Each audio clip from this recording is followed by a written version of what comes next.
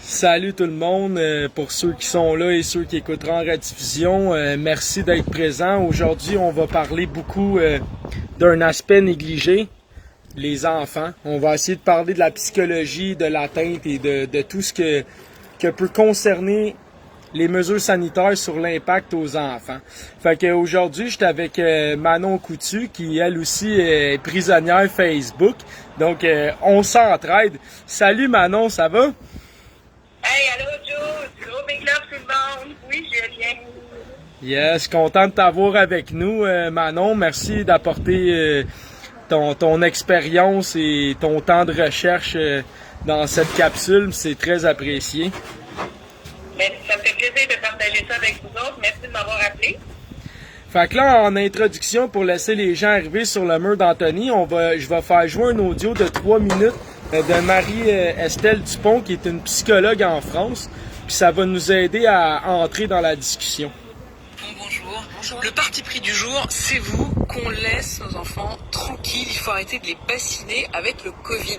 Vous êtes vous-même psychologue, vous recevez non seulement des jeunes mais aussi des parents. Qu'est-ce qu'ils vous disent ? Alors, on est inquiet parce qu'il y a beaucoup d'effondrements depuis un an.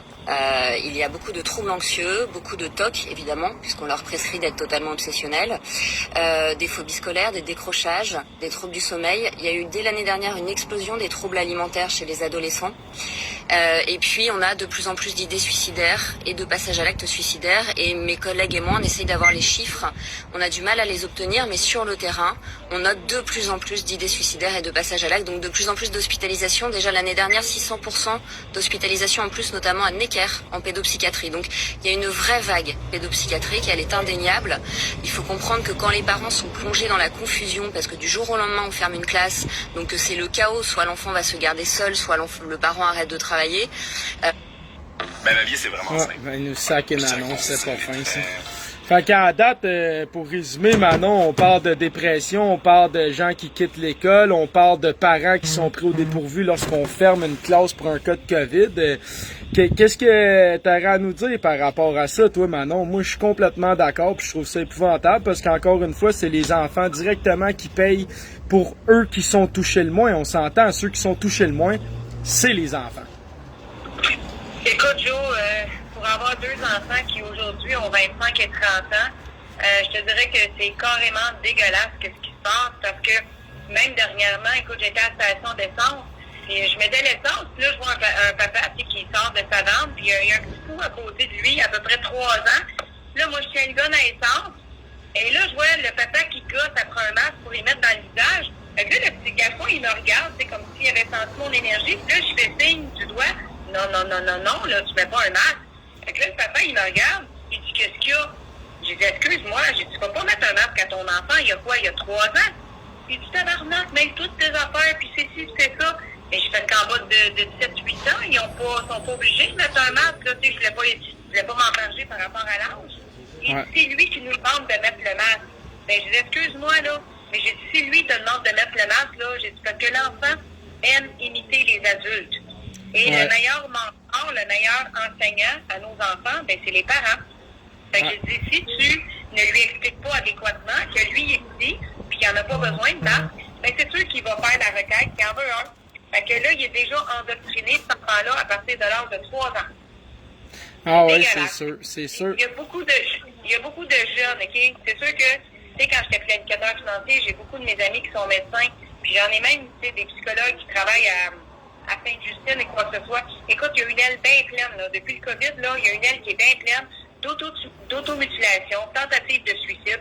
Et là, c'est rendu qu'il y a des enfants de 8-10 ans qui prennent des antidépresseurs qui filent trop. Oui, j'en parlais beaucoup, moi aussi, il y a quelques temps. Fait qu'écoute, merci Manon, on va continuer l'audio, puis on revient à notre sujet tout de suite après. Okay. 3200, au moment où on se parle, là, il y a 3200 classes en France qui sont fermées, c'est-à-dire qu'on est sur le même protocole que l'an dernier, un enfant malade, et c'est toute la classe qui est fermée. C'est délirant. On est dans un monde délirant, Apolline. Et voilà, donc la psychologue dit que c'est délirant. Moi, je suis parfaitement d'accord. Et toi, Manon, le fait qu'à cause qu'une personne est testée positive, on handicape 20-30 autres élèves, est-ce que c'est normal? Ben non, c'est pas normal. Puis écoute, tu sais, Joe, on s'est même pas parlé des sujets, tu m'as même pas envoyé de questions, on fait ça vraiment live, go with the flow. Ben, au mois de février l'année passée, février 2021, fin février, début mars, quand je suis rentrée du Mexique, écoute, moi j'ai été confinée 2 semaines, là, mon 14 jours, et puis quand j'ai réussi à mettre le nez dehors, parce que sinon, écoute, j'aurais été 6 mois en prison, 750 000 là, écoute, j'étais une meurtrière, j'étais dangereuse, moi, là. Bref, j'ai mon voisin à côté qui me dit, tu sais, les voisins à côté, la famille de 6, j'ai dit, ouais, ben, ils sont tous en isolement, il dit, il y en a un dans la classe qui a testé COVID, donc, papa, maman, qui ont 4 enfants, les 6 ont été obligés de se faire tester, je te parle du mois de mars 2021, les 6 ont été testés, il y en a un qui a testé positif, parce que dans sa classe, aux jeunes, il y en avait des positifs, et sur les 6, il n'y en a pas aucun qui a eu un symptôme. 0 symptôme, et les 6 ont été positifs 14 jours dans la maison. Aïe aïe. Ouais, fait que quand on nous parle d'économie, là, d'empêcher les parents qui doivent trouver solution B, C, D, E, en plus de brimer l'éducation des enfants, parce que là, les enfants, ils se ramassent tous plus d'école pendant encore 14 jours. Puis tu sais, l'année passée, là, je sais pas si c'est moi, mais les examens du ministère n'ont jamais eu lieu. Là. Les élèves, ils ont comme passé d'année sans vraiment être notés ou évalués. Là. Ça a été comme un passe-droit général pour tout le monde, parce que justement, je crois qu'il y avait peur qu'on voit le retard d'apprentissage chez nos enfants que génèrent toutes ces mesures-là. Mais effectivement, puis moi, je me souviens, pour pas, écoute, faut faire attention à ce qu'on dit, parce qu'on est vraiment surveillé. Fait que si on fait juste une petite erreur, on va se faire reprendre, là. Mais écoute, ils ont... J'ai pas peur de me faire reprendre et d'admettre que j'ai fait une erreur. Ben, moi non plus, là, mais il y en a qui cherchent juste la faille, c'est ce que je veux dire, OK? Ouais. Mais écoute, on a vu aux nouvelles que le taux d'échec scolaire avait augmenté énormément en français, en maths et n'importe quoi, là. N'importe quelle autre matière. Écoute, c'est un non-sens, là. C'est un non-sens, là. Puis ensuite de ça, ben effectivement, j'avais entendu, moi aussi, que les examens n'avaient pas eu lieu. Mais par contre, là, si tu vas avoir ton diplôme cette année, là, puis tu vas avoir faut que tu fasses ton examen final, là, pour avoir ton diplôme, que ce soit au cégep ou un DEP ou whatever, là. Ben écoute, faut que tu aies les doses de vaccin, sinon tu peux pas aller faire ton examen.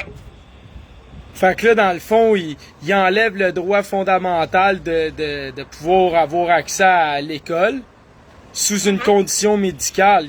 Donc, clairement, c'est de la discrimination parce que selon les commissions des droits de la personne, à la page 3 de son rapport, clairement, nos droits s'appliquent et c'est la même chose pour les lois des mesures d'urgence, 3e paragraphe du préambule du Canada.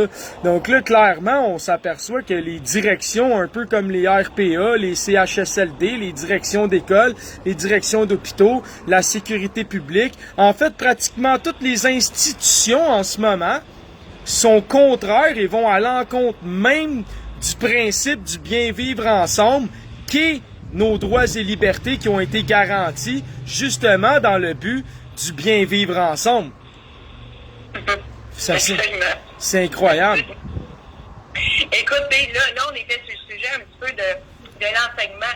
Tu sais, Joe, j'ai 54 ans, puis quand j'avais 14 ans, donc j'étais peut-être secondaire 2, si ma mémoire est bonne. Il y a 40 ans, moi, je suis sûre que je passais pour une nerd parce que là, je pense qu'on était en géo. Là, il disait, hey, un jour, il va y avoir une école derrière des télévisions parce que le mot ordinateur n'existait pas, il y a 40 ans. Ouais. Fait que là, moi, je te posais des questions. Je voyons donc, faire l'école derrière une télévision, c'est quoi cette affaire-là? Puis moi, je suis curieuse, fait que je posais des questions. Là, les autres étaient tous là, faut-tu ta gueule, là, tu nous énerves, puis on veut rien savoir. Mais moi, j'ai gratignais pour savoir. Puis tu sais que l'année passée, pour la rentrée scolaire 2020, il manquait presque 1000 profs. Mais il en manque encore plus. Il en manque encore plus. Alors, essayez de me faire croire, OK? Parce que, tu sais, je sais, j'ai été planificateur financier, fait que tu es habitué de planifier. Si tu veux manger cette semaine, ben, tu vas aller faire ton épicerie, puis tu vas acheter les aliments que tu as besoin pour planifier les repas que tu veux faire. Ouais. Donc, au niveau démographique, c'est la même chose.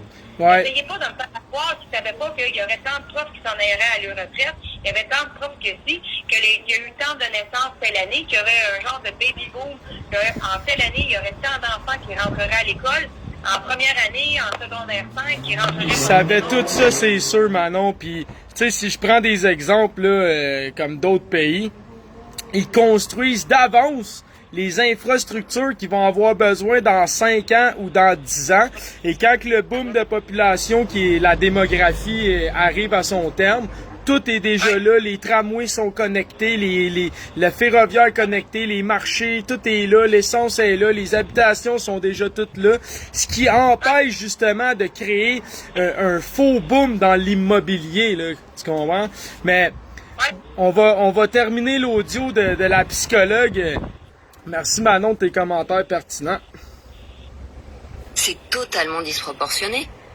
Un enfant, il ne peut pas apprendre à distance parce que le cerveau ne fait pas passer les apprentissages en mémoire à long terme quand il est en déprivation sensorielle et en déprivation d'interactivité. Déprivation sensorielle, hein, pardon, mais là, ça devient chiant. Vous êtes derrière un écran.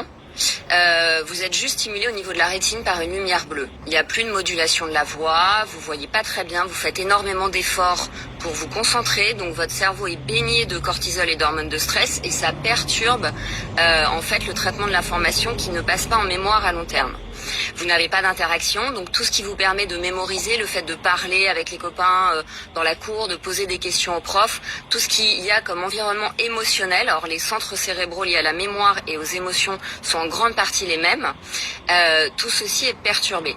Sans compter qu'ils sont désynchronisés au niveau de leur rythme et qu'ils dorment mal, donc ils apprennent encore moins, et sans compter qu'ils sont sédentaires.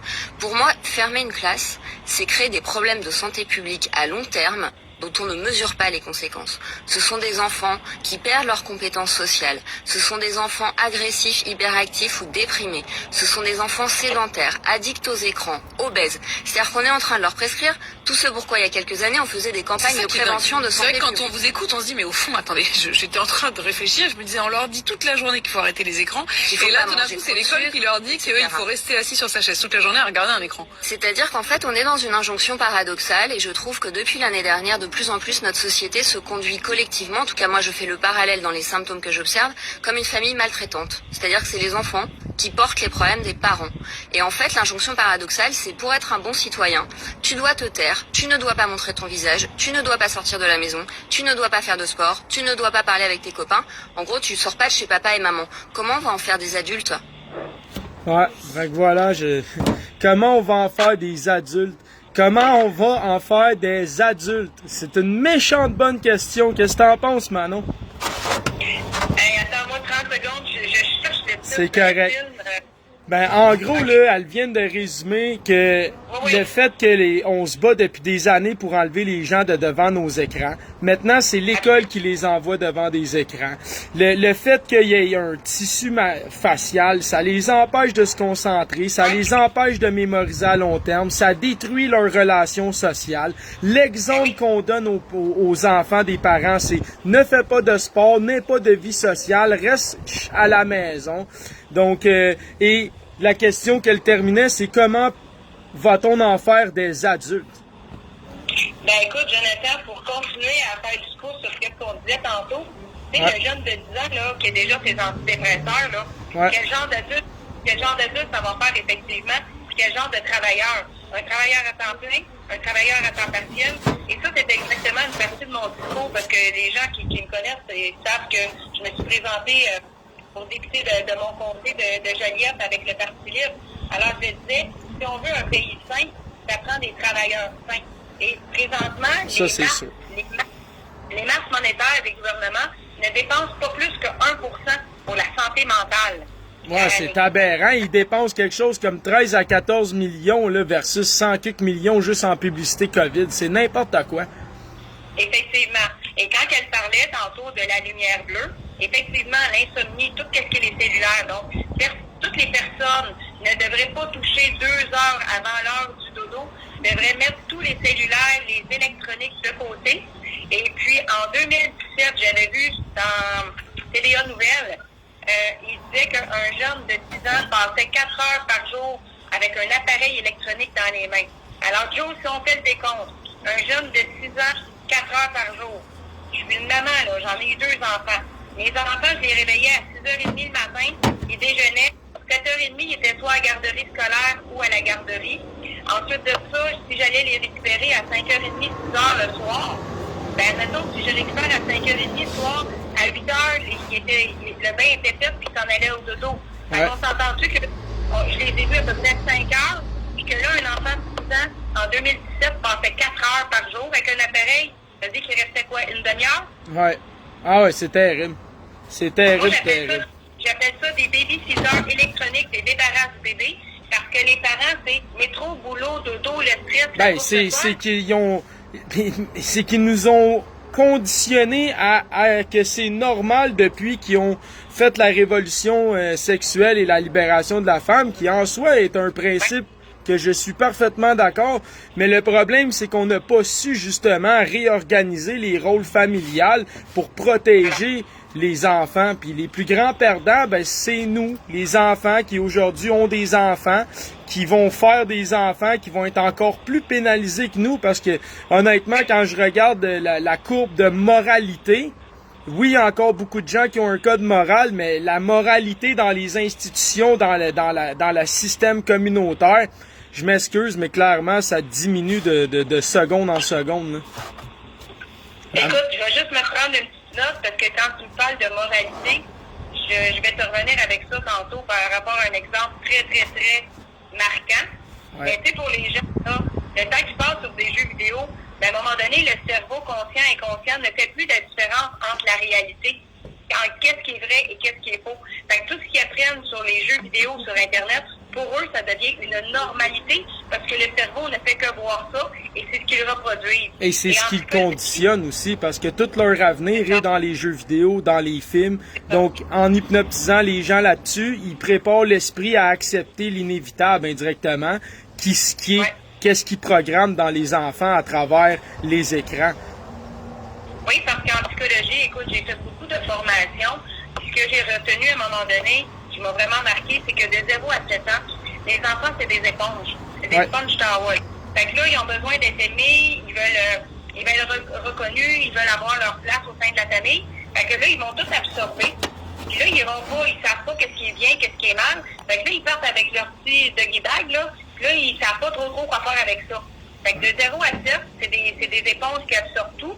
Et de 7 à 16 ans, ben, ce qu'ils vivent dans cette période-là, c'est ce qu'ils vont reproduire dans leur monde adulte.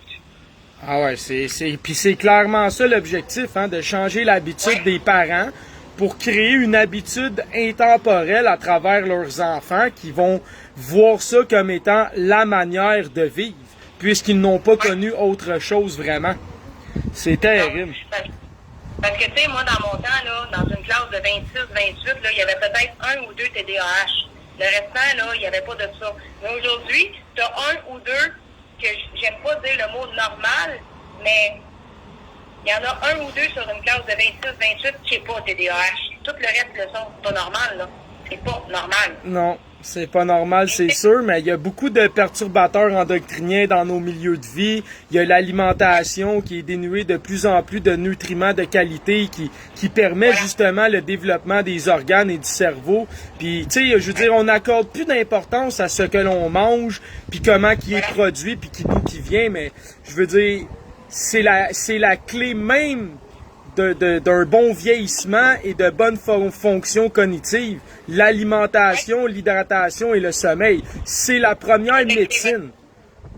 Ben absolument, écoute, puis, tu sais, moi j'ai étudié l'Ayurveda, là, fait que ceux qui connaissent l'Ayurveda, là, ben, on devrait manger seulement ce que la terre nous produit, absolument rien de transformé. Ouais.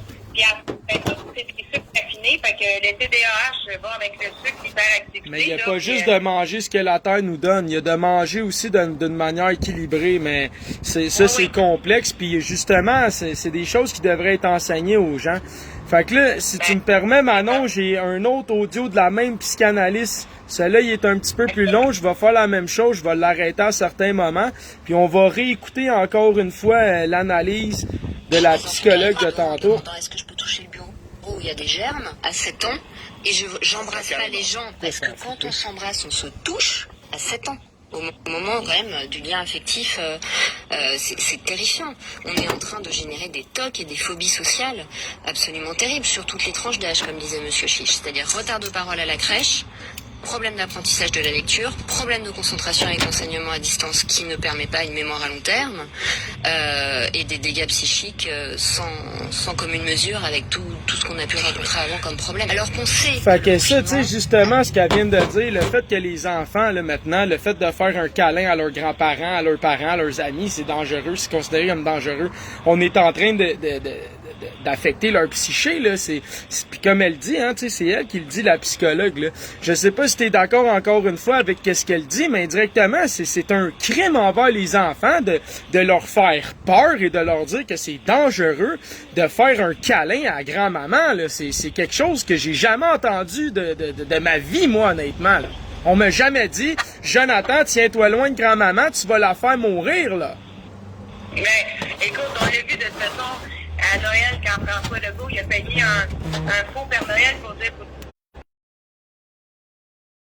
ça beaucoup. Il y a les 27 mois de la vie. Tu as les 9 mois avant la conception, les 9 mois de conception, c'est après ça, les 9 mois suivants.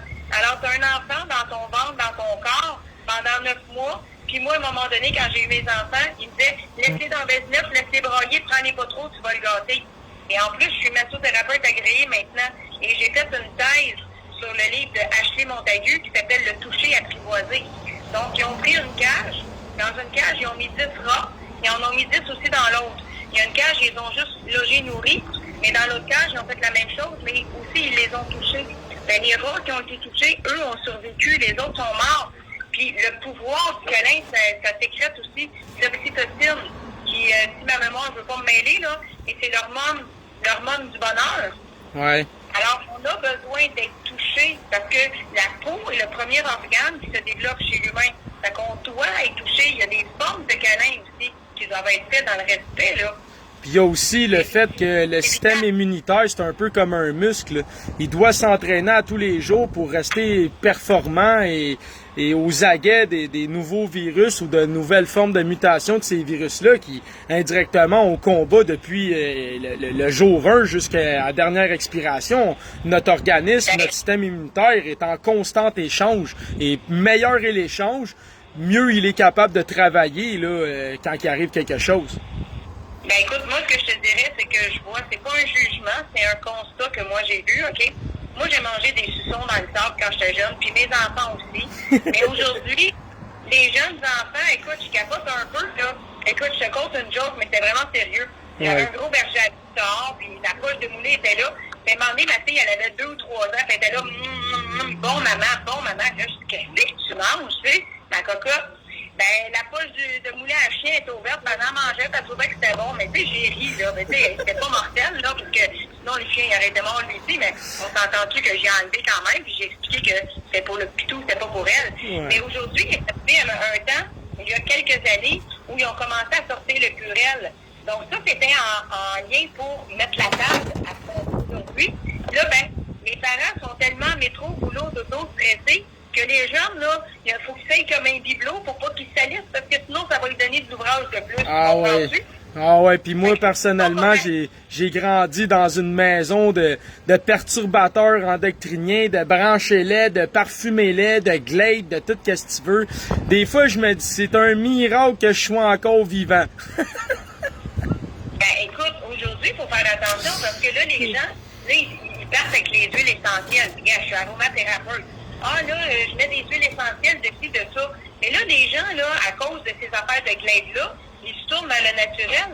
Il y a des huiles essentielles qui sont vraiment pas bonnes, puis les femmes enceintes ne doivent pas, même pas d'avoir ça dans des diffuseurs dans la maison pour la femme enceinte et chez certains enfants en bas de 12 ans. Ben, encore là, on en vient au manque d'information, puis la non-complémentation de la curiosité humaine, qui est la responsabilité de l'être humain avant toute chose, individuellement, pour se protéger lui-même. Fait que merci Manon, on va reprendre l'audio. Attends, moi, Joe, juste 30 secondes. Les gens qui font, hey, moi là, j'achète des huiles, je n'ai même pas une compagnie qui est crissement chère, là. Hey, mais là, je suis à la mode. Moi, je suis à la mode. Je suis pas au courant, je sais pas comment ça marche, mais je suis à la mode. Puis je sais pas comment ils le font, puis qu'est-ce qu'il y a dedans, mais c'est correct, c'est écrit sur l'étiquette. C'est ça. C'est bon, Manon. dégradé et dans les prochaines années, peut-être qu'il y a des études qui sortent pas, mais il y a aussi des études en épidémio qui vont sortir sur la santé psychique et mentale et physique, après ces mesures. Le confinement a augmenté évidemment l'obésité, le diabète, énormément de maladies. Et donc avec le pass Donc sanitaire... ça, c'est fou de dire que le COVID en mesure d'urgence, en empêchant les gens, a augmenté les comorbidités qui fait mourir les gens de la COVID. Prenez ça en note. On continue. Hey, Joe, attends-moi 30 secondes. Ouais, ben je vais laisser l'audio jouer. Non, attends. Ok, t'as quelque chose à dire? Ok, vas-y. Ouais. Parce que, tu sais, là, le meilleur sport, le seul sport où tous les muscles de ton corps travaillent, c'est la natation. Fait que là, avec les histoires de code QR, là, ben comme moi, là, si je veux retourner au club des longueurs à la piscine du cégep pour aller faire de la natation puis muscler tout mon corps en même temps, ben j'ai besoin d'un code QR. Mais par contre, pour aller au spa, la achète-toi une piscine. J'ai pas besoin. Non, mais j'ai pas besoin de code QR. Puis, est où la prolification des bactéries dans l'eau chaude? Est où la logique? Ouais. Je suis parfaitement d'accord avec toi. On continue. Car à nouveau empêcher les jeunes de faire du sport, c'est vraiment extrêmement grave du point de vue de la santé publique physique. Je parle de la santé publique et de la santé physique. Par contre, on n'est pas revenu sur le masque à l'école et moi, ça me pose un vrai problème quand même de voir ces jeunes, ces ados qui... Enfin, je veux dire, le visage, c'est l'identité quand même. Hein. C'est pas moi qui le dis, c'était Emmanuel Levinas. Ces ados qui ont besoin de se rencontrer, de se comparer, de surmonter leurs complexes, de se parler, de se sourire et qui, dans la cour en plein air, sur aucune base scientifique, ont encore le masque. Aucune base Ça scientifique. génère de l'angoisse, de la tristesse, du coup le visage se fiche, ça sert à rien de sourire, et puis au bout d'un moment c'est fatigant, ça sert plus à rien de se parler. Donc c'est très déshumanisant le masque, en fait. C'est très déshumanisant le masque en fait. Moi je suis d'accord à 1000%. Et toi Manon? Rapidement. Ben oui, ben écoute, tu sais que psychologiquement, les enfants de 3 ans, là, ils dessinent des humains, pas de nez, pas de bouche. Parce que derrière le masque, ils font C'est pas sérieux, la différence ça? avec le masque. T'as vu ça Oui, où c'est toi? sérieux. T'as vu ça où Ben, les... écoute, moi, j'ai vu ça il y a une couple de mois, OK, c'est des psychologues qui montraient que les enfants de 3 ans deviennent antisociales, ont des problèmes d'élocution, d'ergomoteur, et qu'ils dessinent des humains pas de nez, pas de bouche, parce que le masque cache le nez et la bouche. C'est dégueulasse. C'est fou. En tout cas, si tu retrouves de quoi là-dessus, tu me l'enverras. Je suis curieux de valider cette information par le Thomas en moi. On continue. Ah, ben écoute, je veux juste te dire que je l'avais validé. Ouais, mais c'est pas grave, ça. J'aimerais ça pouvoir le valider moi aussi, mais je vais faire des recherches annexes là-dessus parce que ça ferait beaucoup de sens, tu sais, des enfants qui voient pas les visages des adultes depuis qu'ils sont au monde. Déjà 1 an et demi, s'ils ont 3 ans, clairement, ça peut faire de drôles de dessins. Ben écoute, c'est les garderies, là. Énormément le masque. Je crois que quand on persévère dans l'erreur, c'est peut-être que, en fait, on a renoncé. Il y a eu une inversion des valeurs, ça c'est évident, hein, puisque pour éviter la mort, on a arrêté la vie. Qu'on a demandé aux jeunes, pour être de bons citoyens, de faire tout l'inverse de ce qu'on a besoin de faire pour devenir un adulte autonome. Reste chez toi, reste chez tes parents, reste derrière un écran, ne pose plus de questions à tes profs. On les a fait régresser psychiquement. Le distanciel. En fait, on les a fait régresser psychiquement et on se rend pas compte à quel point ça peut effondrer un psychisme et des capacités intellectuelles. Tous les étudiants que j'ai vus ou qui m'écrivent, qu'ils fassent HEC, un BTS, des sciences, de la littérature, me disent tous, je ne sais absolument pas. Augustin, vous me l'avez dit hier au téléphone avant l'émission, je ne sais pas de quoi on a parlé en cours l'année dernière. Et pourquoi ? C'est pas parce qu'ils sont pas assez courageux ou motivés ou que c'est des enfants gâtés. Pas du tout. C'est parce que votre cerveau, les lobes qui sont impliqués dans la mémorisation sont les mêmes en grande partie que ceux qui sont impliqués dans les émotions. Donc quand vous êtes en déprivation sensorielle et en déprivation de contact humain, vous ne pouvez pas mémoriser à long terme. On a besoin de mouvement, on a besoin d'interaction, on a besoin aussi d'incitateurs à la mémoire, c'est-à-dire de pouvoir contextualiser la mémoire. Tiens, c'est au moment où elle a posé cette question, je me rappelle que. Et tout ça, on l'a perdu dans l'enseignement distanciel. Donc quand moi je lis des affiches dans la rue, l'enseignement est virtuel, l'apprentissage ne l'est pas, en fait, je suis absolument révoltée, je suis scandalisée. Ce sont des pertes énormes. Je pense que quand la pandémie est arrivée, avec cette situation inédite, les gouvernements ont réagi sur des chiffres, certains chiffres, les chiffres de circulation virale. La vie et la santé ne sont jamais réductibles à l'éviction d'une maladie. L'être humain est d'abord un être de parole et de langage et de sens. C'est-à-dire que vous ne pouvez jamais décrire un être humain avec des chiffres. Si je donne votre pourcentage... Fait que, qu'est-ce que t'en penses de ça? C'est vrai, hein? Écoute, elle a absolument raison, puis ça me ramène dans mes mémoires de Françoise Dolto, qui est une très grande psychologue en Europe. Tout est langage. Elle a écrit ce bouquin-là, Tout est langage. Ouais. Bien d'accord. Elle vient de le mentionner. C'est un très, très bon livre de référence, là. Françoise Dolto. D-O-L-T-O. Ouais. Puis tu sais, indirectement, on l'a dit tantôt, j'ai même un audio plus tard après celle-là qui va confirmer. Mais tu sais, les mesures sanitaires, là, c'est les enfants qui en payent la note au bout de la ligne pour des personnes qui meurent en moyenne au-delà de 79 ans là, pour y aller avec l'INSPQ. Là. Fait que c'est incroyable. Ouais, mais Gabin, en 2017, là c'est le planificateur qui parle, OK? En 2017, juste au Québec, il y avait 209 817 personnes qui avaient déjà dépassé 85 ans, l'espérance de vie moyenne de 85 une femme, 81 pour un homme. Ouais. Donc, en 2017, si tu extrapoles ça sur 10 ans, tu fais 3650 jours, divise les chiffres, ça fait 55 morts assurés par jour. Ouais. Donc, depuis 2017, on a 209 000 personnes qui surfent sur la garantie prolongée. Là. Ouais. On s'entend-tu? Ouais. Qui ont déjà dépassé l'espérance de vie moyenne. Fait que venez pas me faire croire que Christian Dubé, qui est un comptable, qui est en santé, en ministre de la Santé, Simonac, gars, la démographie, là, faut qu'elle fasse, là. Ils le savent très, très bien, là. Moi, je sais aussi par rapport à ce que tu dis, que quand je regarde les morts depuis 10 ans, mettons, là, parce que les données sont accessibles, oui, là, en 2020, il y a eu plus de morts, là, 2019-2020, mais étrangement, le nombre de morts de plus que la moyenne habituelle est dans les alentours des mêmes nombres de morts attribuables par la gestion de la crise sanitaire à François Legault et les 6700 morts évitables qui auraient pu être évitées selon Joanne Gastonguay et l'IDEM, l'Institut économique de Montréal. Donc, étrangement, la seule année où on a dépassé le nombre de morts normal, le gouvernement, par sa gestion, en a fait mourir environ presque 6700. Donc, moi, je vous invite à aller voir cette information-là et de nier qu'elle n'est pas la vérité. Parce qu'à un moment donné, faudrait être capable de prendre un pas de recul puis de voir là, le baluchon dans lequel ils nous transportent pour rester poli. Parce qu'on s'en va dans le bûcher. Là. Ça, c'est la prochaine étape, c'est on rouvre le baluchon, puis on fait à manger, puis eux, ils vont déguster. Là. Je veux dire, à un moment donné, il faut qu'on voie l'ensemble des données.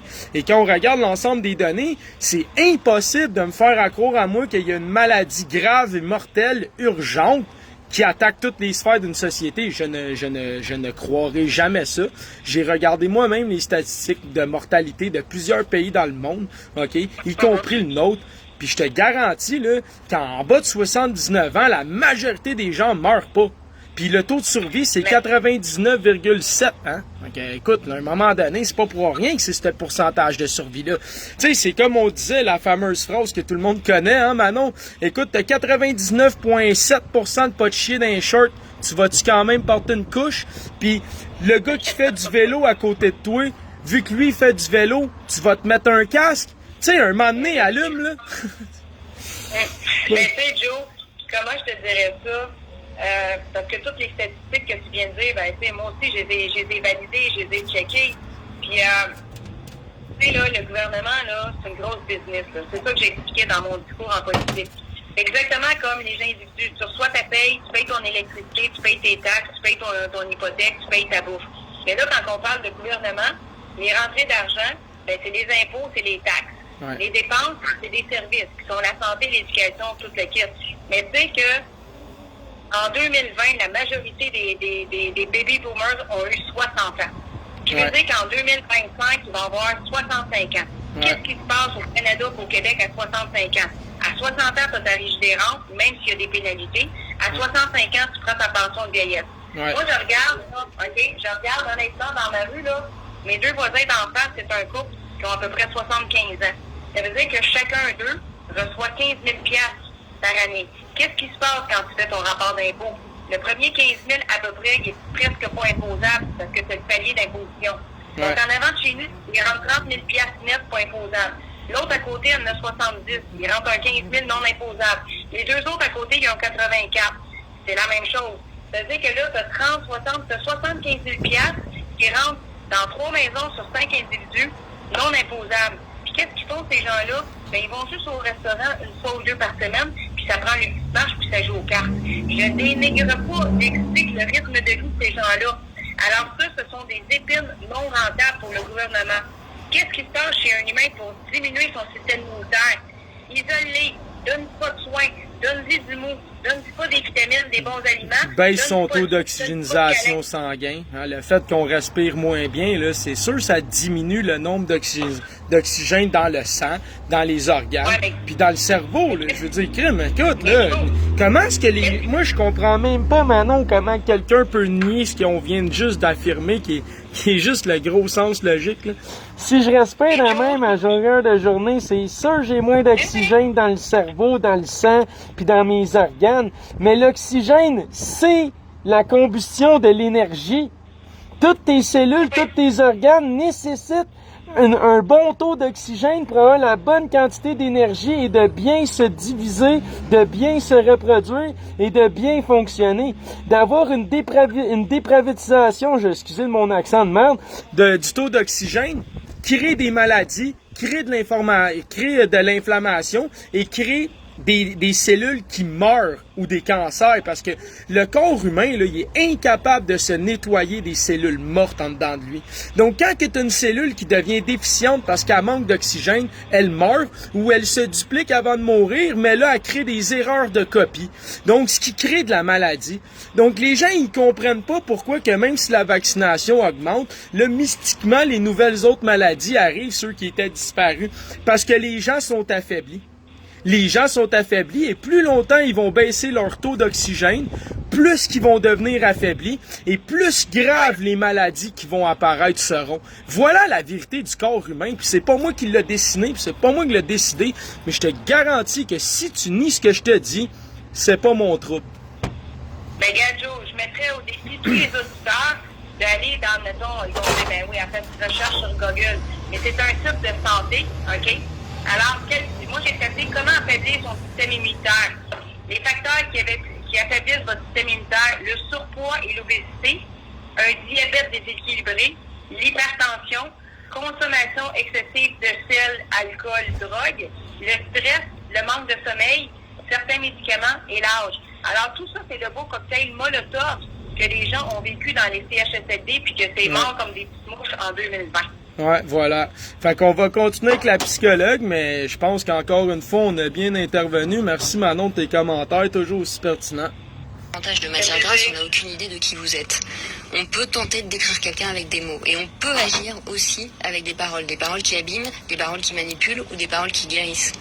Et donc, comme on a pris des mesures à partir des chiffres, on n'a pas vu qu'au nom de la santé, on a considérablement dégradé la santé mentale de toutes les catégories de population. Et quand on a dit non, faut que les jeunes soient solidaires des âgés, en fait, moi j'ai eu les mêmes retours des âgés et des jeunes. C'est-à-dire aujourd'hui, pour me protéger, ma vie n'a plus de sens. Parce qu'on a fragmenté tous les liens sociaux et que ni la vie intellectuelle, ni la vie émotionnelle, ni la survie biologique ne peuvent exister et se maintenir sans des liens. Et aujourd'hui, il est évident que la question de la vaccination est en train de devenir un réel sujet d'embrasement au sein des foyers. Un régime totalitaire, c'est un régime total, c'est-à-dire qu'il veut pénétrer et intruser non pas seulement le corps, mais la pensée de l'individu. Et en fait, dans une famille, et ça, je pense que tu vois, fait qu'indirectement, je pense qu'on vit dans un système totalitaire, n'est-ce pas, Manon? Parce qu'ils ont rentré dans l'esprit des gens, ils ont rentré dans leur vie privée, puis ils ont rentré là, dans la psyché. Moi, je suis parfaitement d'accord, et toi? Écoute, je suis entièrement d'accord parce que le seul moyen de contrôler un humain, c'est par la peur. Donc, les 6 peurs fondamentales chez l'humain, la première, c'est la peur de mourir. Ouais. Deuxième, c'est peur d'être malade, de souffrir. Troisième, manquer d'argent. Quatrième, manquer d'amour. Cinquième, je pense de mémoire, c'est le sentiment d'appartenance, d'être reconnu parmi tes pairs. Le sixième, ben écoute, pour moi, je l'ai complètement oublié, là, parce que... C'est déjà bon.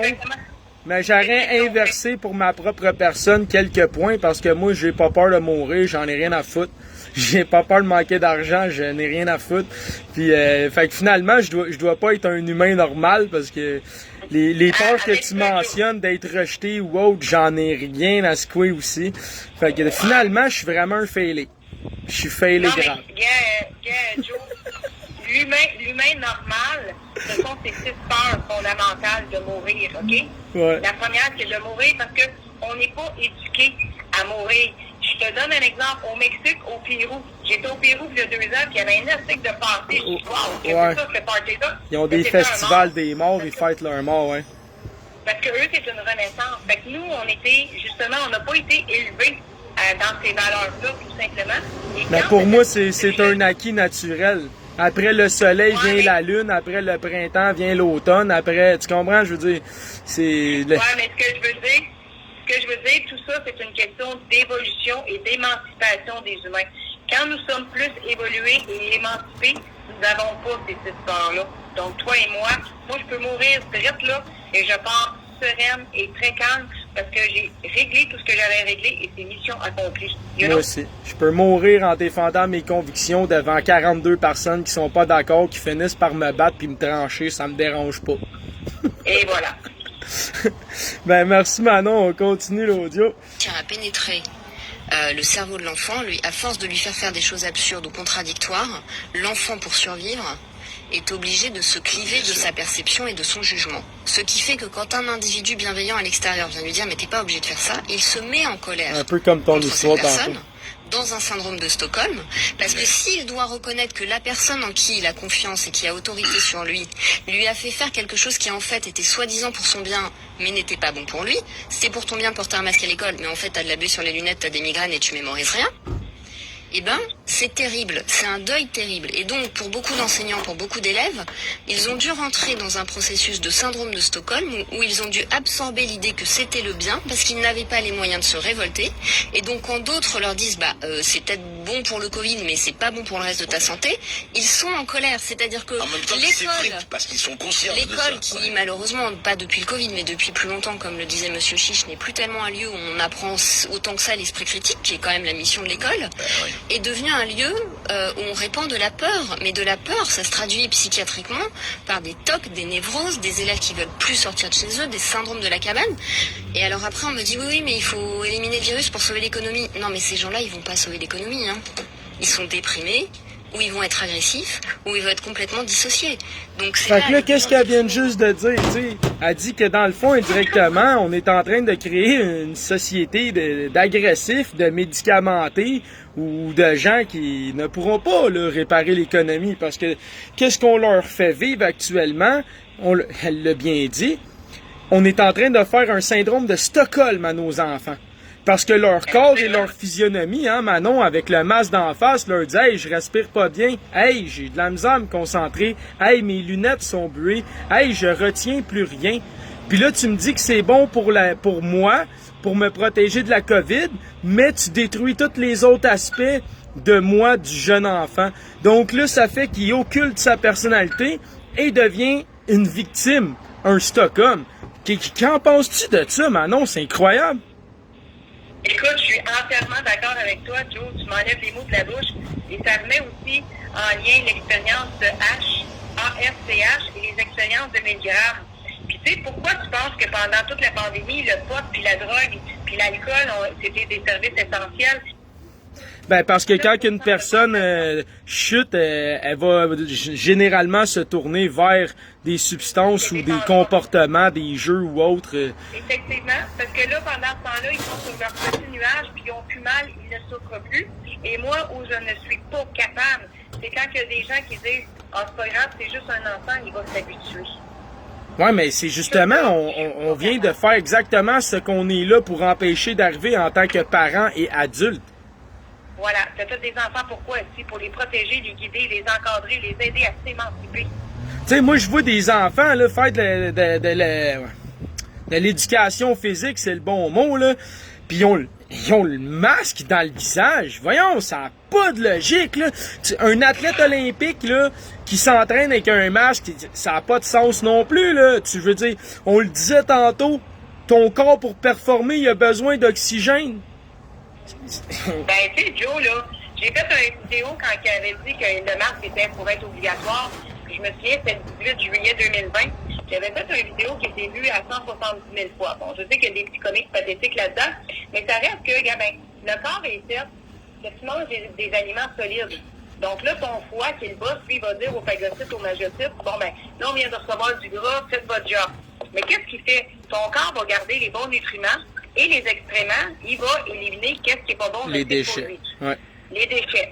Le liquide, c'est la même affaire. Les reins, la vessie, il va avoir un système de filtrage qu'il doit éliminer. Ben, ça va sortir en urine. Même chose avec la respiration. Mais quand tu expires, c'est la même chose. Les gaz carboniques sortent.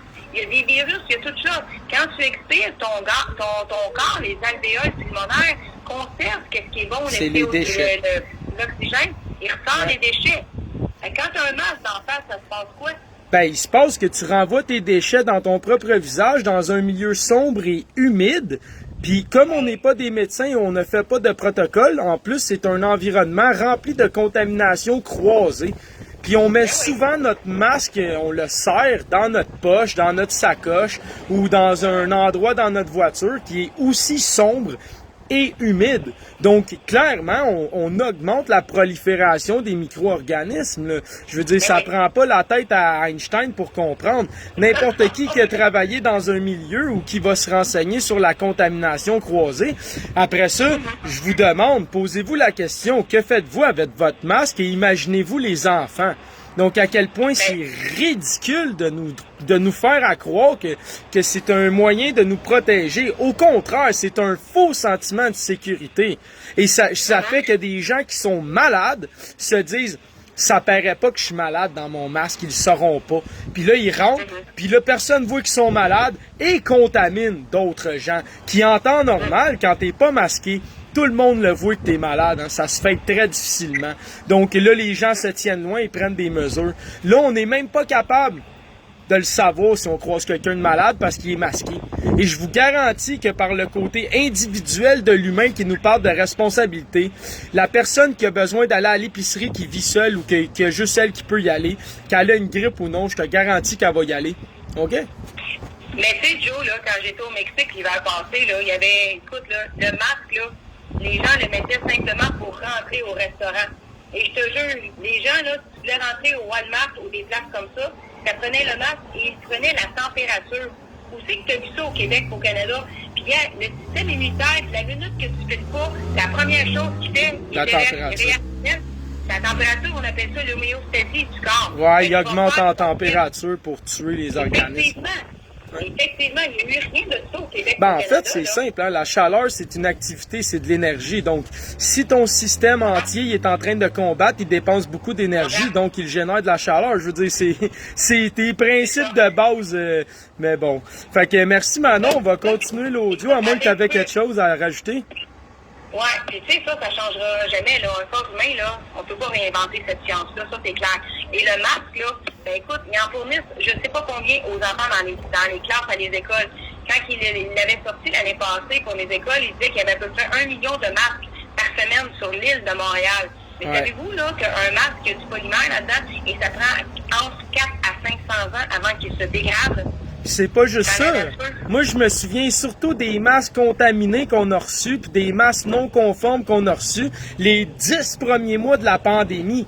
Des masques non conformes au début et ensuite des masques contaminés par la deuxième occasion pendant plus de 3 mois dans les écoles puis dans les CPE. Moi, je me souviens très bien des lives et des articles que j'avais lus là-dessus. Fait qu'à un moment donné, c'est incroyable. Là. Moi, personnellement, là, ça démontre, OK, les tests PCR, les 330 ou 380 000 tests PCR au Canada qui ont été contaminés, ça démontre pourquoi il faut toujours être maître de son information.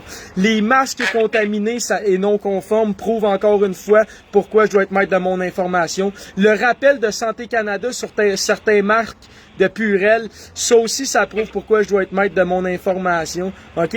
Donc, je veux dire, à tous les niveaux, même aussi les décisions des CHSLD qui a fait mourir les 6700 personnes prouvent que je dois être maître de mon information. Donc, les gens là qui suivent le gouvernement de manière aveugle, sans réfléchir, c'est votre droit, mais clairement, là, je crois que j'ai raison par la force des choses et des faits qui sont indéniables et logiques. Donc, c'est une chose d'avoir une perception, d'avoir une illusion, puis de s'y accrocher aux dépens de la raison. Mais c'en est une autre de nier les dictionnaires, de nier les droits, de nier les faits, puis de nier tout ce qui est vrai.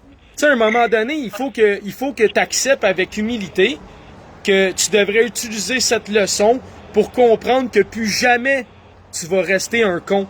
Tu as une question, tu vas la répondre, tu vas la chercher, tu vas la valider, tu vas trianguler l'information, puis tu vas valider tes sources. Tu vas arrêter de croire les sources des blogs puis de toutes sortes de ménages du dimanche qui font les montages. Tu te dois d'être responsable et de valider par triangulation officielle tes sources. Tu as droit à l'erreur. Tout le monde fait des erreurs. Même moi, après des années à rechercher, je fais encore des erreurs. Donc, n'ayez pas peur de faire des erreurs. Mais ayez peur de ne pas vous informer. Ben, c'est ça, c'est que les gens ont peur d'être jugés, d'être critiqués, et c'est normal de faire des erreurs. On apprend de nos erreurs. Je te donne un exemple. Il y a un faux compte sur Facebook qui circule avec exactement ma photo. Mais sauf que ma face est dans un carré, puis c'est marqué dans la biographie future dictatrice. Ben, je te jure, Jo, le monde sont pas encore assez allumés pour voir que c'est un faux compte. Essaye pas, Manon, c'est ton compte de dominatrice du samedi soir dans les clubs privés. Sur ça, on va reprendre l'audio parce que sinon on va trop dériver du sujet. Attends-moi 30 secondes. Tout était fait pour la loi de la facilité. Ouais. Tu sais, ils achètent des affaires qui viennent de la Chine, made in China, beau, bon, pas cher, jetable après usage. Fait que les gens, ils veulent tous avoir tout cuit dans la bouche. La loi du moindre effort, ils font plus aucune recherche. Je vais essayer de pas généraliser, mais malheureusement, c'est en train de se marginaliser, ce phénomène. Mais je crois qu'indirectement, avec les réseaux sociaux et les nouvelles générations, on est quand même très connectés et ils connectent de plus en plus leurs grands-parents et autres. Fait que, tu sais, c'est lentement, mais sûrement, une révolution sociale. Souvent, ça prend 10, 15 ans à se faire de manière pacifique, parce que nous, on le sait, on est contre la violence, puis on n'a pas envie de détruire nos propres infrastructures que nous avons payé et nous avons bâti à travers les générations. Là. Je veux dire, à un moment donné, il faut être cohérent. Fait que, tu sais, si on veut remplacer un mode de vie dictatorial en étant dictateur nous-mêmes, tu sais, allô, là. Fait qu'on va retourner à l'audio. Là, il restait un gros 4 minutes de cette psychologue.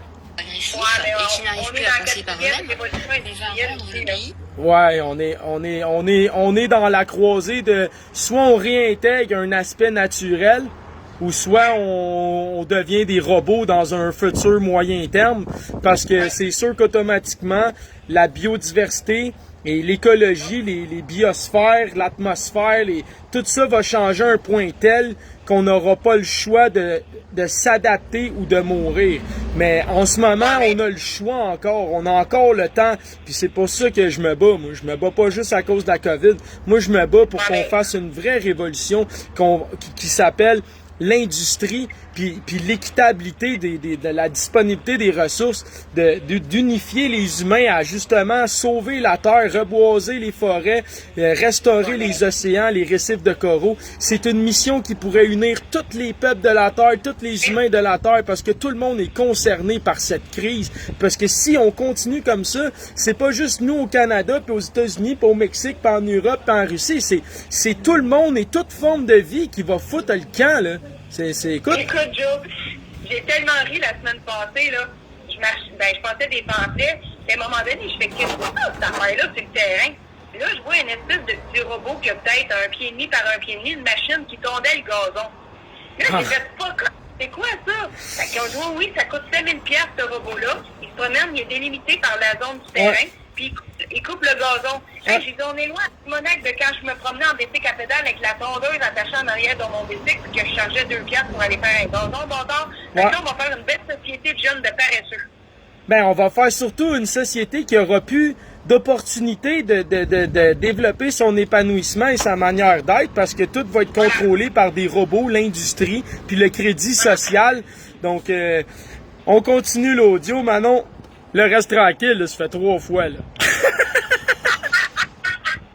Créatif et productif. Je crois que de tout temps, dans la nature humaine, il y a quelque chose qui s'appelle le bénéfice secondaire et que ces petits chefs dont parle René Chiche, le problème c'est que bien souvent dans des débats, dans des situations de problèmes graves et importants, comme c'est le cas avec le Covid, le débat est infecté par le fait que pour certains, le problème permet d'exister. Et voilà. J'ai entendu à la sortie d'un plateau télé un médecin me dire, il y a plusieurs mois maintenant, finalement grâce au Covid, j'ai une existence, je passe à la télé. Alors j'ai eu envie de lui répondre, mais madame, prenez un forfait théâtre, en fait. Vous pouvez faire des choses intéressantes autrement qu'en parlant du Covid. Un vaccin n'est pas une récompense. Parce que dans cette campagne, on présente beaucoup le vaccin comme une récompense. Et ce qui me choque depuis le début de la crise, ce ne sont pas tant des mesures médicales sur lesquelles je ne suis pas experte. C'est un climat psychologique de culpabilisation des jeunes, dans une inversion des valeurs où, effectivement, jusqu'à nouvel ordre, c'est les parents qui portent les enfants et pas les enfants qui portent les peurs des parents. Parce qu'un enfant qui est le thérapeute de sa mère obsessionnel de la propreté, en général, il développe un mal-être après. Mais rappeler à l'enfant qu'en fait, quand on lui dit si tu te fais injecter, tu as le droit de faire ça, ça n'est pas une récompense. C'est pas tu vas être déconfiné si tu te fais injecter. Parce que un vaccin, c'est un acte médical. C'est pas une sortie au parc Astérix, c'est pas une semaine de camping, c'est pas chérie, t'as étudié en distance pour te récompenser, on t'offre une semaine de camping avec les copains. C'est on t'offre une injection. Non mais ce n'est pas drôle en fait. Voilà. Et ça n'est pas une anti-vax qui vous le dit. Voilà. Zut, quoi. Fait que là, la psychologue, elle vient de nous dire quoi, là? Que tu peux pas donner des récompenses aux enfants, dire, ah, ben, tu t'es fait vacciner, tu vas pouvoir aller au parc. Ah, tu t'es fait vacciner, tu vas pouvoir aller jouer au hockey avec les pee-wee, puis les autres qui sont pas vaccinés, tu pourras pas aller jouer au pee-wee. Qu'est-ce que t'en penses, toi, de ça, Manon, l'article qui est sorti aujourd'hui, qui nous parle justement que les enfants non vaccinés ne pourront pas jouer au hockey dans la ligue pee-wee? Joe, tu veux vraiment savoir qu'est-ce que j'en pense? Oui, je veux vraiment savoir qu'est-ce que t'en penses, parce que pour une fois, ça sera pas moi qui va dire des gros mots. Tabarnak! Non, mais dis-moi, C'est dégueulasse. ça n'a pas de bon sens. C'est dégueulasse. Voyons donc, c'est ridicule. Moi, j'arrive pas à concevoir un cycle des adultes. J'ai massacré, là, un cycle des adultes avec pas de GBS qui réfléchissent pas. C'est dégueulasse. C'est dégueulasse. Sérieux, Joe, j'ai même pas de mots. Et en plus, moi, j'ai un gars qui a fait du hockey de l'élite. Écoute, c'est dégueulasse. Dégueulasse. Moi, personnellement, j'en reviens pas que des parents sont en train de montrer à leurs enfants que sont comme les caniches, là, sont comme les chats ou les animaux de cirque. Écoutez votre dresseur, puis on va vous donner une récompense. Fait que là, comme vous êtes des bons petits-enfants, ben on va vous laisser faire aller jouer au hockey. Mais les autres, vous êtes pas gentils, vous jouerez pas au hockey. Mais tu sais, Joe, là, cet été, là, le gouvernement, quand il faisait ses publicités à la radio, ah, moi, j'ai pris le vaccin danse, j'ai hâte d'aller danser avec les filles. Ah, moi, j'ai pris le vaccin soccer, j'ai pris le vaccin Lac des Îles pour recevoir mes chums au chalet. La propagande nazie, ben raide, man. C'est ça que c'est. C'est peu gautier-là, là. Après ça, on se demande comment Hitler il a fait. Il a fait comme ça. Hein, un petit juif en prison égale un Allemand libre avec plus de moyens d'achat. Sais-tu qu'est-ce qui se passe avec ça? C'est de la domestication. Ben oui. Quand on a un petit bébé chien, là, c'est ça. Puis quelqu'un, on lui met le nez dedans, on lui donne une tape, on l'envoie dehors. Une petite croquette. L'être humain est domestiqué et non pas émancipé. Prends ta croquette, Manon. Non, je mange des noix, fait que effectivement, je mange mes croquettes. Prends ton vaccin, on va te faire gagner l'autovax.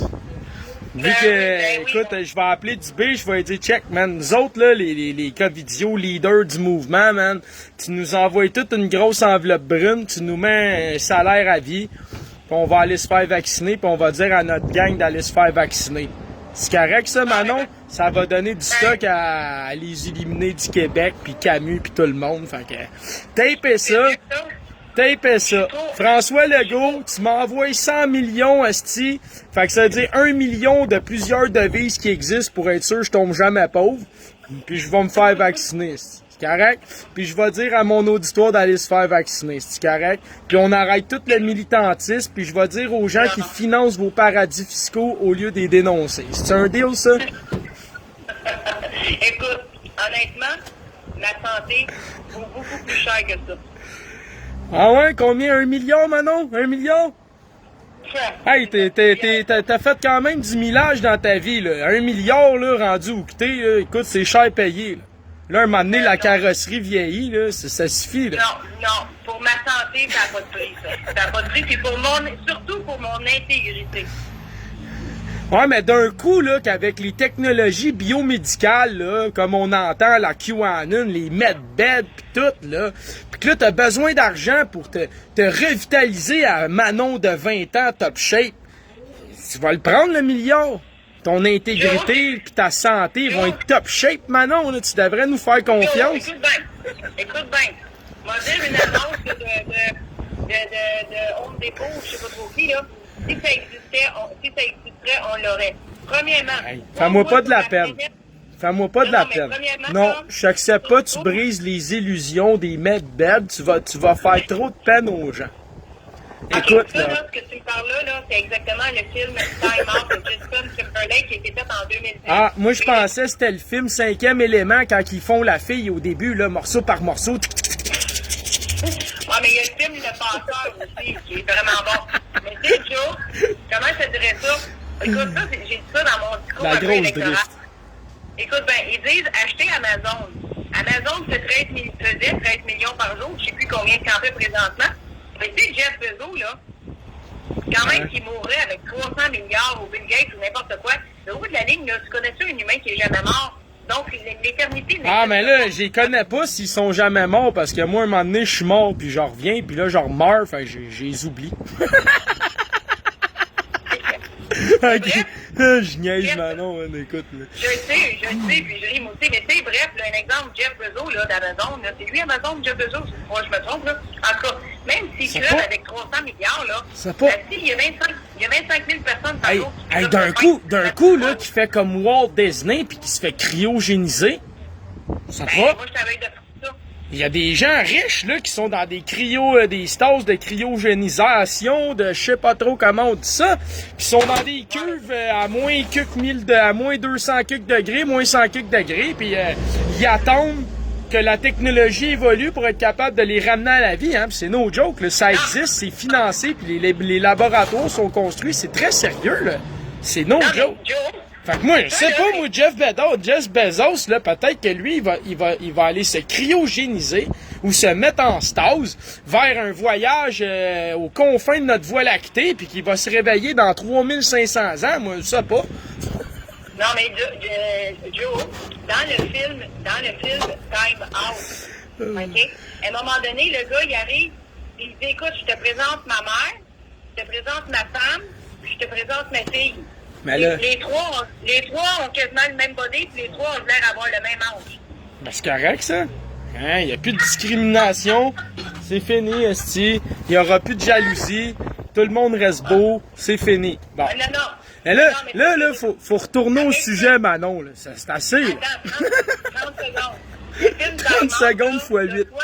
Soit des très riches ou des très pauvres. Moi, je vous invite à aller voir ça. Moi, en tout cas, je suis très pauvre, mais je suis très riche. C'est un paradoxe. Et voilà. La richesse du cœur. Ouais. Reste tranquille, Manon, là. Ça parle plus 2 minutes, là.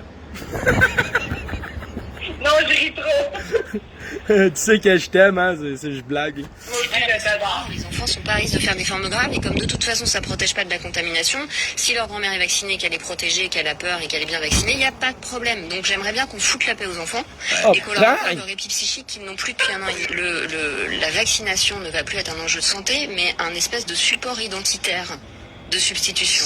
Et je ne crois pas qu'on trouve son identité dans des postures idéologiques médicales. Et effectivement, il n'y a pas d'ordre des psychologues. Donc vous n'aurez pas une parole d'un ordre des psychologues parce que pour l'instant, les psychologues ne sont pas organisés dans un ordre. La Société française de pédopsychiatrie s'est exprimée en février dernier sur les dégâts sur les enfants. Depuis, on a eu quand même plusieurs pédopsychiatres qui ont dit qu'il y avait eu les 7-11 ans qui étaient très touchés. Moi, j'en ai parlé. Mais effectivement, je suis d'accord avec vous. Il y a peu de praticiens hospitaliers qui parlent. Je crois que tant qu'on est encore à l'hôpital, et moi j'ai quitté la PHP il y a plusieurs années maintenant, on a un conflit de loyauté. Parce qu'à la PHP, il y a aussi les services de réa qui vous disent « mais nous, on a des morts ». Donc si vous vous dites « bah oui, mais à Necker, on a 6 fois plus d'admissions qu'avant en pédopsychiatrie », on vous dit « bah oui, mais nous, c'est plus grave parce qu'il y a des morts ». Donc je pense que ce qui infecte le débat, c'est qu'il y a un prérequis de base qui est mais nous, on veut sauver des vies. Et alors, à partir du moment où vous émettez une nuance, où vous dites qu'il y a d'autres vies qui souffrent, de toute façon, vous êtes un salaud, en fait. C'est ça ce qui infecte le débat. C'est qu'on est dans du manichéisme pur. Or, moi, je le vois dans mon cabinet, toutes les souffrances existent. J'ai la souffrance d'un Covid long, et 1 heure après, j'ai la souffrance de quelqu'un qui n'a pas pu accompagner sa femme mourant d'un cancer du poumon et qui est parti, dont le corps est parti dans un sac et qui a à peine pu l'enterrer parce qu'au premier confinement, on a renoncé quand même à la dignité de donner sépulture à nos morts. Donc je suis d'accord avec vous, on n'entend peut-être pas assez les psychiatres, les pédopsychiatres. Je pense qu'il y a une peur aussi. Moi, je me suis exprimée sur Sud Radio en disant que j'étais pas là pour faire accepter l'inacceptable il y a quelques mois quand on a mis en place le chèque psy. Je pense que les enfants ont besoin de jouer, pas d'aller chez le psy. Un enfant qui ne joue pas est un enfant malade. Donc je suis d'accord avec vous. Je pense qu'il y a des initiatives, mais effectivement, pourquoi les fédérations ne sont pas plus présentes? Peut-être parce qu'il y a des pressions de l'ordre des... Fait que là, dans le fond, là, ce qu'on entend, c'est en gros, un enfant, ça a besoin de jouer.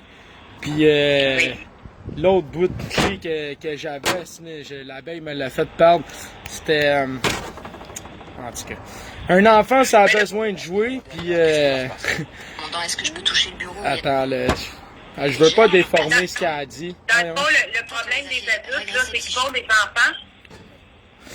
Excuse, le problème des adultes, c'est qu'ils font des enfants puis ils ont hâte que les enfants deviennent grands. Ah, c'est ça, comment qui infecte le débat, ça vient de me revenir. Fait que dans le fond, là, ce qu'on disait, c'est que, mettons qu'une personne comme nous aujourd'hui, là, moi puis Manon, on parle des personnes âgées, des enfants, des business ou autres, tous les gens qui souffrent hors contexte COVID, mais qui ne meurent pas, ben, ils sont incapables d'avoir un débat clair et de faire valoir leurs points simplement parce qu'on leur rabat tout le temps « Ah, mais nous, on sauve des vies. » Donc, c'est ce qu'elle déplore, la psychologue, qu'on est incapable d'avoir un débat pour dénoncer toutes les sphères de la société qui souffrent des mesures sanitaires sous prétexte que eux, ils sauvent des vies.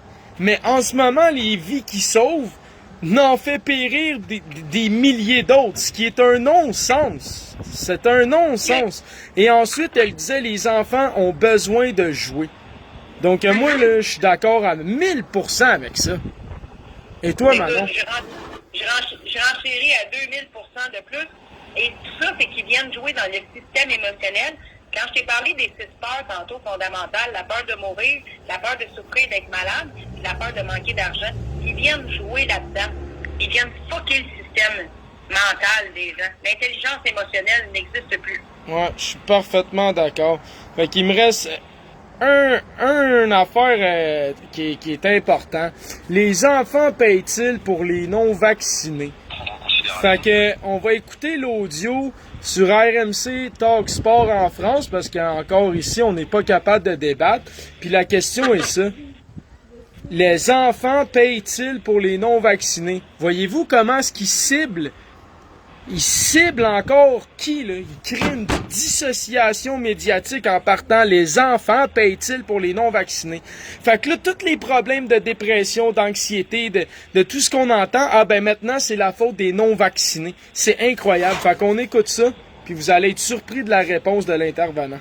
Aujourd'hui, on est dans une situation qui est appelée pour durer, donc les gens doivent prendre en considération que les enfants vont porter le masque et vont avoir des classes qui peuvent fermer de façon inopinée jusqu'à toujours en fait, puisque les gens ne se vaccinent plus en France.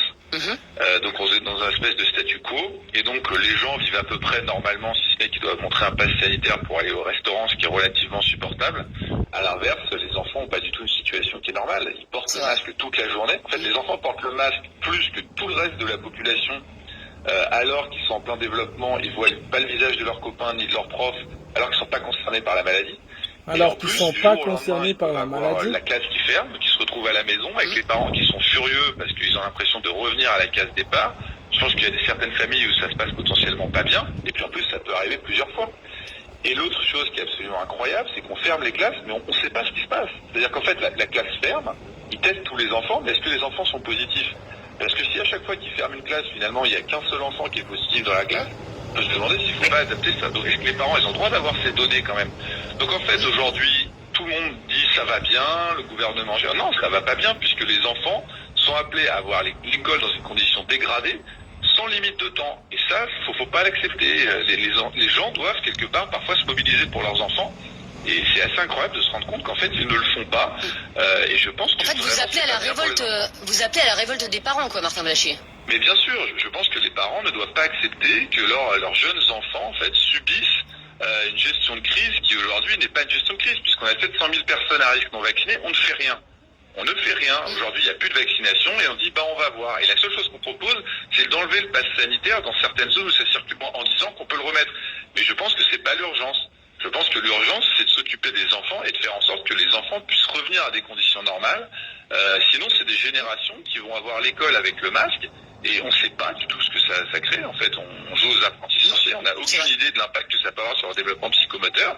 Et je trouve que c'est cher payé pour les seules personnes qui ne sont pas concernées par cette maladie. Et je trouve que c'est cher payé pour les seules personnes qui ne sont pas concernées par la maladie. De leur apporter des graves perturbations psychomoteurs qu'on n'a aucune idée des répercussions à long terme. C'est incroyable. Fait que lui, il vient de valider aussi à sa manière tout ce que la psychothérapeute, la psychologue disait et que moi puis Manon on dit, et que soi-disant les gens non éduqués qui ont à cœur la conscience et le choix de leurs enfants se font traiter. Moi, je suis vraiment plus capable. Je sais pas ce que t'en penses, Manon, mais raconte-nous ça. J'ai une vidéo à chercher d'un enfant qui se fait forcer le masque. Un enfant de 3 ans.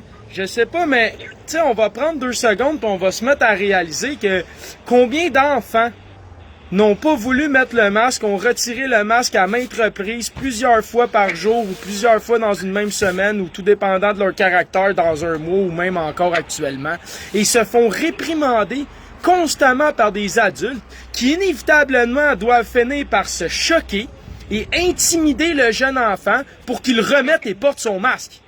Combien d'enfants ont dû se faire gronder, chicaner, voire brusquer, pour pas dire brutaliser, pour un masque? De tous les âges, dans tous les milieux. C'est normal, ça, au Québec, honnêtement? Parle-nous de ça, Manon. Tu sais, en quelque part, il y a un dicton qui dit « La vérité sort de la bouche des enfants ». Alors, c'est pas juste la bouche, c'est du non-verbal et c'est du verbal corporel. Alors, les gestes que ces enfants-là font, c'est exactement ce que je t'ai expliqué au début. Le petit gars de 3 ans qui, lui, il voulait son masque parce que, justement, il ressent la peur de ses parents et il veut être comme les grands, il les imite. Puis de l'autre côté, l'enfant qui, lui, ressent son corps, qui n'est pas dans la peur, il sait que c'est pas bon. Tu viens au monde, la première chose qu'on fait, c'est qu'on respire et on décède. La dernière chose qu'on fait, c'est qu'on expire. Alors, quand Arruda a dit que le port du masque obligatoire deviendrait une norme sociale, je vous invite à aller voir la définition d'une norme sociale. C'est quoi? C'est dégueulasse. Puis, que les parents tolèrent d'aller au restaurant, on sait bien, eux autres, c'est des grands, ils ont besoin de leur ego, ils ont besoin d'aller au restaurant, ils ont besoin de ventiler, d'évacuer le stress, de passer 1, 2, 3 heures au restaurant, pas de fucking masque d'en face, puis ils vont tolérer que leurs jeunes à l'école vont passer quoi? 5-6 heures dans la journée, incluant l'autobus scolaire avec une fucking de guenilles. Ouais. C'est dégueulasse. C'est dégueulasse. Fait que je vais montrer la vidéo d'1 minute, Manon, puis on continue après.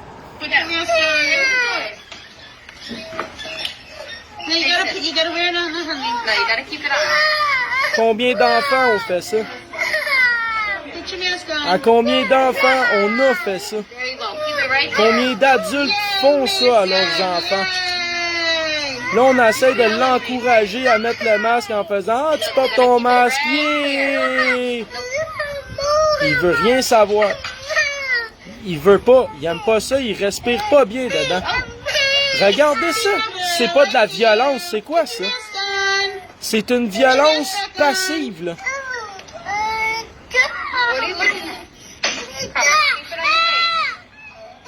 Imaginez ce qu'on fait à cet enfant-là pour son développement psychomoteur. Toutes ses relations sociales avec les adultes et tout. Imaginez ce qu'on est en train d'y faire. C'est pas ça un viol. C'est pas ça violer son enfant. C'est qui viole votre enfant? Ben, la gardienne, l'enseignante, n'importe qui. N'importe qui, vous-même probablement à certains moments dans des magasins, dans des commerces ou des endroits qui est un non-sens parce qu'à cet âge-là, il n'y a même pas besoin de mettre un esti de masque, ok? Fait que moi, là, ça me dépasse de voir ça. Puis là, on s'entend, ça a duré moins d'1 minute puis ça a coupé. Donc imaginez si ça a duré pendant 20 minutes, 1 heure. C'est sûr les adultes, ils ont pogné les mains, ils l'ont chicané puis ils l'ont brutalisé. C'est garanti que ça a été fait. Puis juste de crier après un enfant, clairement, il voulait pas l'enfant, là. Clairement, l'enfant, il voulait pas. Clairement, il respirait pas. Clairement, c'était pour ça qu'il voulait pas le mettre, le masque. OK? Fait que, imaginez-vous l'enfant, qu'est-ce qu'il te dit? Hey, le parent me brutalise parce qu'il veut me forcer à pas bien respirer. Qu'est-ce qui se passe? Ma mère dit rien, personne me protège, tout le monde me crie dessus, puis on me violente. Imaginez donc qu'est-ce qu'on est en train de faire aux enfants deux crises de minutes. Là, je vais me calmer parce que c'est sûr m'a sauté une latte. Fait que je te laisse intervenir, Manon, parce que moi, quand je vois ça, là, je me dis, une chance que je suis pas à l'époque des combats de canne. Tu sais, là, que tu marchais avec ta canne, puis là, tu sortais l'épée qu'il y avait dedans, là, puis tu disais, tu m'as manqué de respect à mon honneur, ma dignité, ma réputation, j'exige réparation, on fait un duel. Asti, je m'ennuie de cette époque-là. Écoute, Jonathan, j'avais déjà vu cette vidéo-là, OK, qui était venu me déchirer le cœur. Là, je l'ai juste entendu, je le voyais pas, je le ressentais, puis une chance que je suis pas en caméra parce que, écoute, les larmes coulaient. En psychologie, écoute, c'est quasiment comme si c'était une fille qui se faisait faire un viol collectif. C'est le même équivalent. Exactement. Moi, c'est comme ça que je l'ai ressenti en dedans de moi, OK? Puis écoute, anciennement, les enfants arrivaient à la DPJ avec des marques corporelles, physiques, un bleu parfait, un bras cassé, ça se réparait. Mais là, maintenant, c'est des marques psychologiques. Et le cerveau va toujours les amener à répétition. C'est des traumatismes.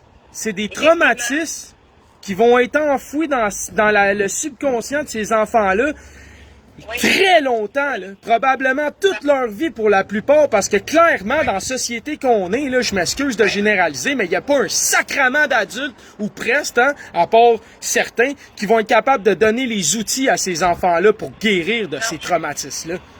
Même nous, encore aujourd'hui, je suis en cheminement de tous mes traumatismes d'enfant, puis j'ai pas vécu ça.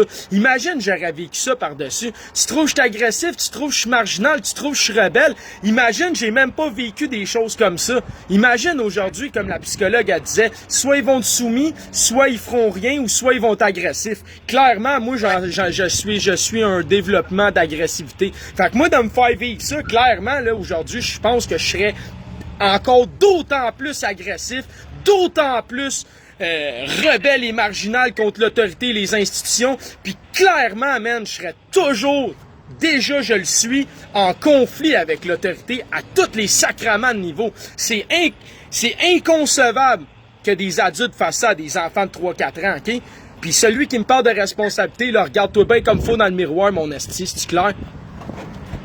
Parce que tu sais, Joe, que ça risque de déclencher, soit que le jeune va être vraiment soumis, docile, bâillonné, soit qu'il va être hyper agressif, rebelle. Donc là, on parle des deux polarités.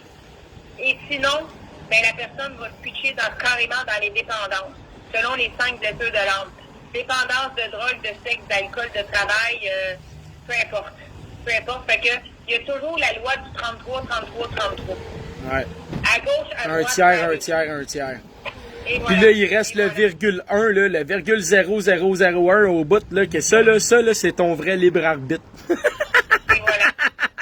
Et voilà, c'est mathématique, quoi. Ouais. Ben, en tout cas, Manon, je pense que ça fait déjà un bout que je monopolise de ta journée. Le plombier est arrivé, faut que j'aille chercher mon auto au garage parce que je l'ai fait traiter pour l'antirouille. Fait que merci beaucoup de ton temps, merci beaucoup de tes informations et de tes interventions pertinentes. Du gros big love à toi, puis quand tu veux, Manon, quand tu veux. Fait que je te laisse le mot de la fin. OK, ben merci à tout le monde pour votre écoute et votre ouverture d'esprit. Alors, l'ouverture d'esprit, c'est l'ouverture du cœur, c'est la conscience de qu'est-ce qui se passe. Puis la prise de conscience, ben, c'est pas une plug que tu plugues dans le mur, là. Puis l'ouverture d'esprit, ben, c'est pas une fracture du crâne, c'est d'être conscient à l'environnement. C'est d'être conscient aussi de dire que, gars, on met notre pied à terre, on met les limites qu'on dit en tant que peuple. Assez, c'est assez, là. C'est assez. Exactement. Et je trouve ça dommage parce que les gens ont eu une belle opportunité de s'affirmer lors des dernières élections du 20 septembre. Puis c'est plate, mais moi, ce que ça m'a prouvé, c'est qu'il y a beaucoup de Québécois qui sont dans marde, puis qui sont bien dans leur marde, puis qui en se demandent. Parce qu'ils n'ont pas bougé, ils n'ont rien changé. On en fera une capsule, si tu veux, ensemble la prochaine fois qu'on discute, Manon. Parce que moi aussi, j'ai été grandement désabusé, encore une fois, par les raisons et le choix du vote de la majorité. Fait que, encore une fois, merci beaucoup, Manon, pour ta dévotion puis tes convictions. parce qu'on a besoin des gens comme toi pour vivre et tout s'unifier, parce que si on représente pas chacun nos couleurs avec force, malheureusement, ils vont se ternir et disparaître. Donc, il n'est pas question que ça arrive sans que je me tienne debout et que je montre l'être cristallin qui vibre d'une musique cosmique primordiale s'éteindre sans rien manifester d'abord. Écoute, moi, ce que je te dirais, je touche pas aux enfants, parce que les enfants, c'est notre première richesse naturelle. C'est notre monde, c'est nos adultes, c'est notre avenir de demain. Parce que sans enfants, il n'y a pas de vie sans terre. Yes. Ben, salut Manon, puis merci à toi. Bye, gros bisous tout le monde. Bye bye. Merci Joe. Merci à toi, bye. Donc voilà. Fait que, merci tout le monde d'avoir écouté. Merci de partager parce que j'étais encore en prison Facebook, donc je ne peux le faire et beaucoup de mes abonnés ne savent pas me trouver. Donc, et en plus, ils ont fermé ma chaîne YouTube hier soir. J'ai publié l'entrevue avec Samuel Grenier. J'ai même pas eu le temps de rentrer le titre dans YouTube. J'avais un email qui me disait « Votre compte a été clôturé, vous ne pouvez plus créer de compte à partir de ce courriel et de ce numéro de téléphone. » Patati, patata. Donc, c'est incroyable. Donc, je vous invite encore une fois à quitter YouTube. Quittez YouTube, arrêtez de nourrir les big tech, hein, la big censure. Moi, je vous avertis, Facebook, c'est mieux que bien des plateformes. On a beau se plaindre, mais Facebook ne censure pas la moitié de mes vidéos. Il censure des posts écrits, il censure des photos, mais il ne censure jamais ma liberté d'expression en live ou en direct, même quand que je dépasse les bornes clairement. Donc, je vous invite à bâillonner YouTube fortement. Allez écouter, renseignez-vous ailleurs, c'est important, parce que chaque visionnement leur fait des sponsors, chaque clic leur donne de l'argent, et ça amplifie le pouvoir de censure, d'algorithmes, d'intelligence artificielle et d'exploitation des YouTubers qui se voient qu'une scène versée par viewer. Donc, merci à vous, du gros big love. Puis on va sûrement se croiser à quelque part en fin de semaine, que ça s'aille à Québec, que ça s'aille à Montréal. T'auras rien qu'à aller en avant, tu vas voir Jonathan. So, salut tout le monde, bonne soirée, merci encore. Puis rappelez-vous que vous êtes créateurs et créatrices et vous créez le monde de demain par vos interactions d'aujourd'hui. So, ne laissez pas ces malins contrôler votre vie pour en faire une vie de chien. OK? Fait que merci, bonne soirée.